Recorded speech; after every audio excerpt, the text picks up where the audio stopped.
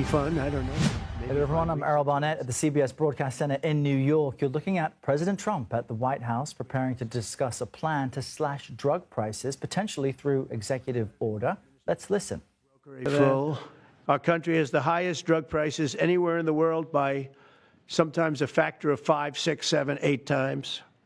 It's not like they're slightly higher. They're 6, 7, 8 times. There are even cases of 10 times higher. So that you go 10 times more expensive for the same drug, that's big numbers. Even though the United States is home to only 4% of the world's population, pharmaceutical companies make more than 2/3 of their profits in America. So think of that. With 4% of the population, the pharmaceutical companies make most of their money, most of their profits from America. That's not a good thing.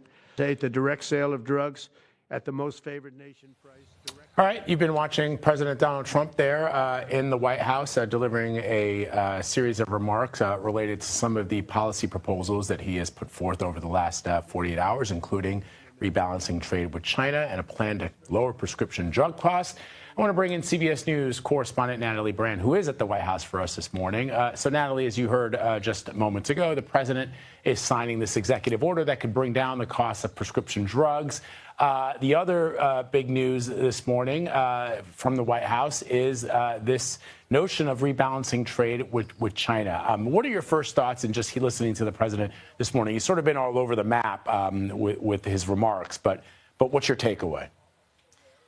Good to be with you, Glad. Well, President Trump, he called this temporary agreement with China a reset. He also mentioned that he might be speaking maybe with President Xi later this week. So that remains to be seen.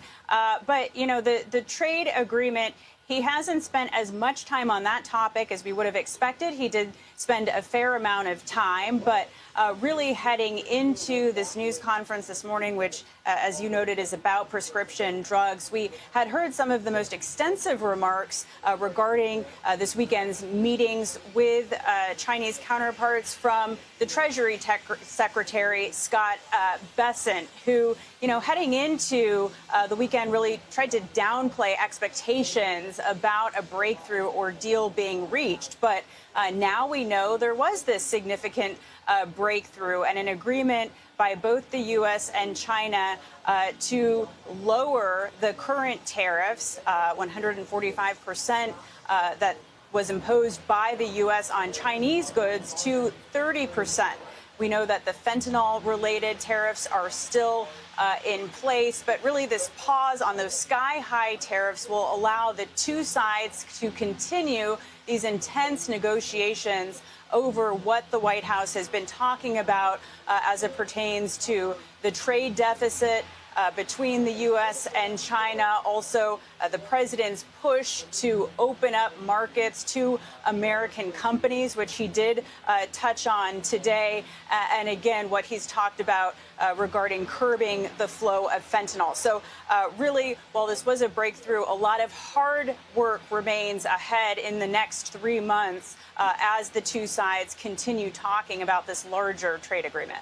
Of course, the question becomes what did the United States get out of all this turmoil over the last several weeks as the president engaged in this trade war with China? Even on Fox News, I've seen some reporting that the president blinked, that in this game of chicken with Xi Jinping, it was the United States that ultimately capitulated. Let me ask you about the details of this executive order that the president is proposing to sign on prescription drugs and why the White House has been pushing for this and how he gets around Congress, because ultimately something like this I don't believe can be done simply with an executive order forcing drug companies to lower the price of drugs. Price controls is something that you don't normally see in the United States. What are you hearing?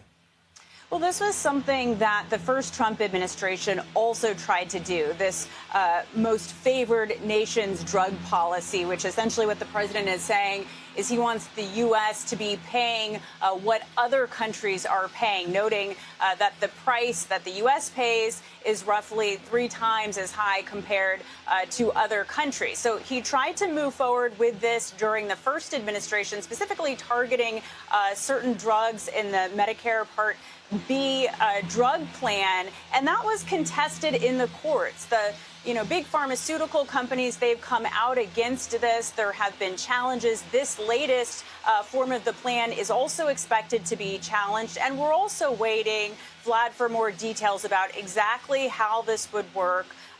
Details about which drugs, which drug plans would be impacted. But really what the president was saying today is he doesn't want the United States to be subsidizing, he says, health care in other countries that are paying such lower prices. And he also took aim at the pharmaceutical companies, said that, they need to stop price gouging. But already we've seen the pharmaceutical companies come out swinging against this latest plan. And again, as you noted, this is likely going to be challenged. This really would require an act of Congress. So this is going to continue to play out likely in the courts.